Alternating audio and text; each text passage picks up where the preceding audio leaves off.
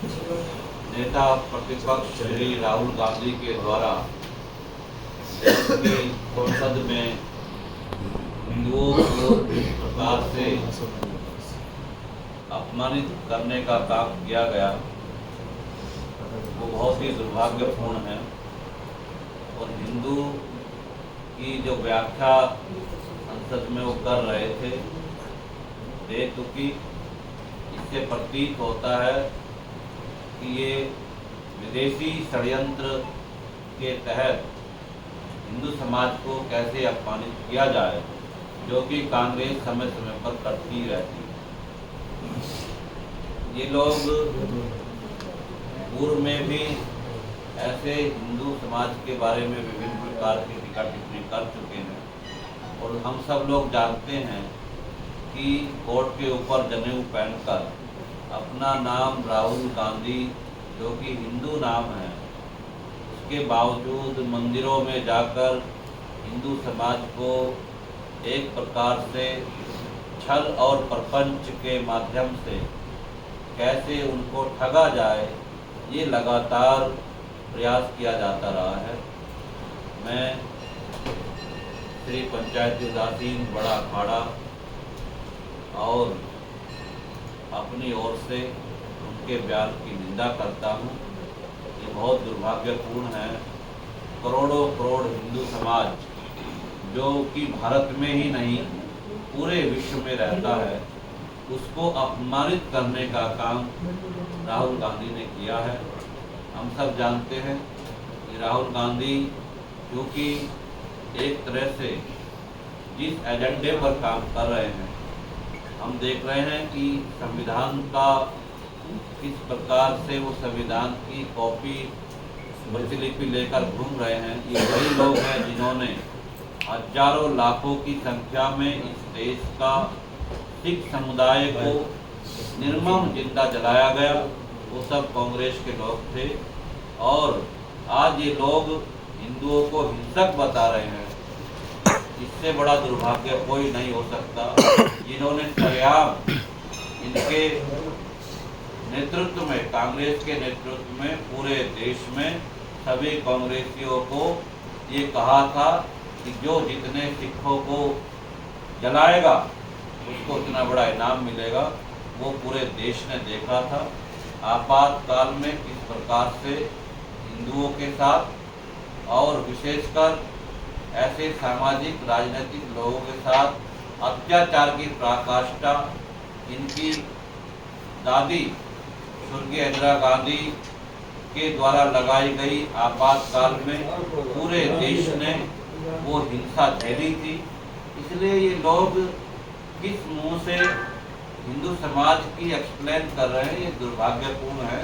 हिंदू धर्म असहिष्णु या हिंदू धर्म जिस प्रकार से पूरे विश्व में हिंदू समाज या हिंदू धर्म ने समाज के लिए, राष्ट्र के लिए जो उनका योगदान है वो सर्वविदित है। मैं इस देश के राष्ट्रपति जी से ये कहना चाहता हूँ कि ऐसे संसद सदस्य की उनकी सदस्यता समाप्त होनी चाहिए, जो करोड़ों हिंदुओं की ऊपर विभिन्न प्रकार के आरोप प्रत्यारोप और अनर्गल बयानबाजी कर रहे हैं। ये बहुत दुर्भाग्यपूर्ण है। इससे संत समाज ही नहीं, करोड़ों हिंदुओं की भावनाएं आहत हुई है और हिंदू समाज उसका जो धैर्य है उसकी परीक्षा लेने का काम कांग्रेस के वरिष्ठ नेता समय समय पर करते रहते हैं। हिंदुओं के बारे में चुनाव से पूर्व भी कई बड़े कांग्रेसी नेताओं ने विभिन्न प्रकार के शब्दों के व्यंग और टीका टिप्पणी खिटाकसी की गई, जो हम सब लोगों ने देखी। राजनीतिक रूप से आप संसद में अपनी पार्टी का पक्ष रखिए, पार्टी के बारे में जो आपको कहना है राजनीतिक रूप से कहिए, लेकिन आप एक समाज के बारे में, जो एक बहुसंख्यक समाज है जिसका बहुत बड़ा वोट प्रतिशत आपकी पार्टी को भी प्राप्त होता है, अनेकों लोग जो वहाँ पर हिंदू है कांग्रेस पार्टी में, उन्हें भी शर्म से डूब जाना चाहिए कि इतना बड़ा बयानबाजी होने के बाद भी किसी की कोई प्रतिक्रिया नहीं आई। ठीक है। कल 18वीं लोकसभा के 1 जुलाई का दिन भारत के इतिहास में महत्वपूर्ण दिन लिखा जाएगा, जिसमें राहुल गांधी ने अपने परिवार की, अपनी पार्टी की जो हिंदुओं के प्रति उनकी दुर्भावना है वो उन्होंने स्पष्ट की है। और मैं विशेष रूप से ये कहना चाहूँगा, उन्होंने अपना परिचय दिया है, क्योंकि जिनकी माँ ईसाई, बाप का पता नहीं वो पारसी है या मुसलमान है, जिनका दादा पारसी और नानी ईसाई और दादी का बाप आधा मुसलमान और आधा ईसाई, आधा हिंदू, और ऐसे ही राहुल गांधी के कई नाम, ईसाई नाम, कभी मुसलमान नाम, कभी हिंदू नाम, और राहुल गांधी जैसा हिंदू नाम रख करके हिंदुओं का छलने का निरंतर काम कर रहे।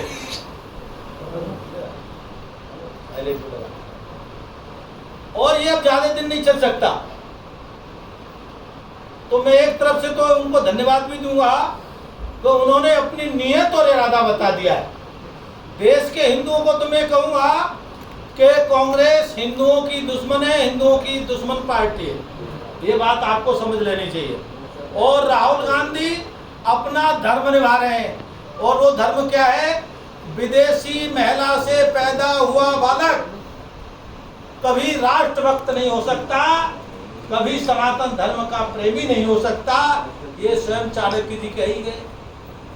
तो वो तो अपना पालन कर रहे हैं, क्योंकि उनको खुद का पता नहीं है वो कहां से पैदा हुए हैं, किस गोत्र से पैदा हैं, किस जाति से हैं, किस संप्रदाय से है, ये उन्हें किसी का पता अपना भान नहीं है।